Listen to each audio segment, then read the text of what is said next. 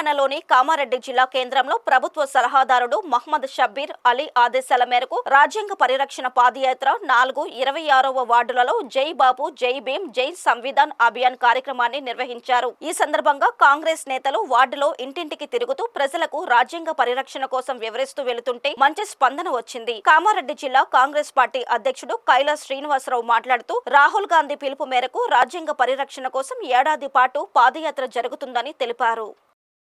4వ వార్డులో దళిత వార్డులో రాజ్యాంగ పరిరక్షణ పాదయాత్రను చేపట్టడం జరిగింది। మన పట్టణ కాంగ్రెస్ అధ్యక్షులు, బ్లాక్ కాంగ్రెస్ అధ్యక్షులు, యూత్ కాంగ్రెస్ అధ్యక్షులు, ప్రతి వార్డు కౌన్సిలర్లు, మాజీ కౌన్సిలర్లు, మాజీ కౌన్సిలర్లు వాళ్ళ ఆధ్వర్యంలో, మరి పిడుగు మమతా సాయి వాళ్ళ ఆధ్వర్యంలో ఇక్కడ జరిగింది। ముఖ్యంగా రాజ్యాంగ పరిరక్షణ పాదయాత్ర అంటే భారత రాజ్యాంగాన్ని తుంగల తొక్కాలందిస్తున్న కేంద్ర బీజేపీ